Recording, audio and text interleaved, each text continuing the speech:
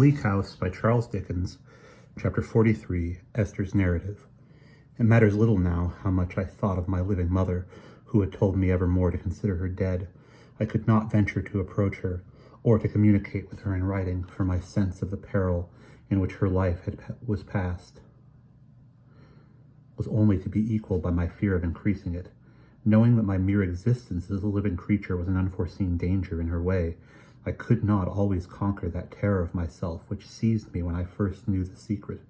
At no time did I dare to utter her name. I felt as if I did not even dare to hear it.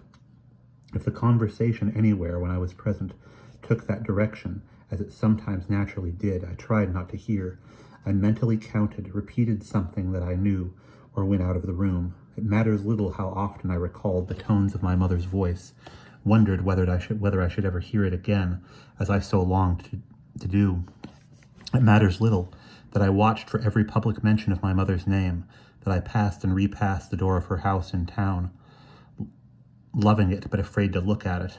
I once sat in the theater when my mother was there and saw me, and when we were so wide asunder before the great company of all degrees, that any link or confidence between us seemed a dream. It is all over. My lot has been so blessed that I can relate little of myself which is not a story of goodness and generosity in others. When we were settled at home again, Ada and I had many conversations with my guardian, of which Richard was the theme. My dear girl was deeply grieved that he should do their kind cousin so much wrong, but she was so faithful to Richard that she could not bear to blame him even for that. My guardian was assured of it, and never coupled his name with a word of reproof. "Rick is mistaken, my dear," he would say to her. Well, we have all been mistaken over and over again. We must trust to you and time to set him right." We knew afterwards, what we suspected then, that he did not trust to time until he had often tried to open Richard's eyes, that he had written to him, gone to him, talked with him, tried every gentle and persuasive art his kindness could devise. Our poor devoted Richard was deaf and blind to all. If he were wrong, he would make amends when the chancery suit was over. Suspicion and misunderstanding were the fault of the suit? Then let him work the suit out and come through it to his right mind. This was the unvarying reply.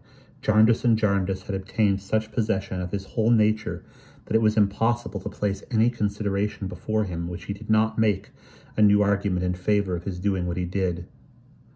"So that is even more mischievous," said my guardian once to me, "to remonstrate with the poor dear fellow than to leave him alone."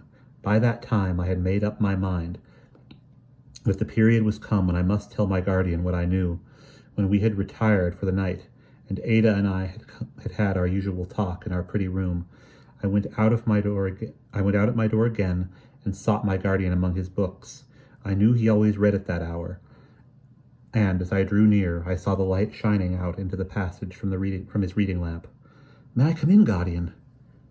"Surely, little woman. What's the matter?" "Nothing is the matter. I thought I would like to take this quiet time of saying a word to you about myself." He put a chair for me, shut his book, and put it by, and turned his kind, attentive face toward me. I could not help observing that it wore that curious expression I had observed in it once before, on that night when I had said that he was in no trouble which I could readily understand. "What concerns you, my dear Esther?" said he. "Concerns us all. You cannot be more ready to speak than I am to hear." "I know that, guardian, but I have such need of your advice and support. Oh, you don't know how much I need it. I need have tonight." He looked unprepared for my being so earnest, and even a little alarmed. "Guardian," said I, "do you remember when we were overtaken by the thunderstorm Lady Dedlock speaking to you of her sister?" Of course I do." "And reminding you that she and her sister had differed, had gone their several ways?" "Of course. Why did they separate, guardian?" His face quite altered as he looked at me. "My child, what questions are these? I never knew. No one but themselves ever did know, I believe. Who could tell you what the secrets of those two handsome and proud women were? You have seen Lady Dedlock. If you have ever seen her sister, you would know her to have been as resolute and haughty as she. Oh, guardian, I have seen her many, many a time. Seen her? He paused. Then, Esther, when you spoke to me long ago of Boythorn, and I told you that he was all but married once, and that the lady did not die, but died to him, and that time had had its influence on his latter life, did you know at all, and know who the lady was? No, guardian, I returned, fearful of the light that dimly broke upon me. Nor do I know yet. Lady Dedlock's sister. And why? I could scarcely ask him. Why, guardian, pray tell me, were they parted?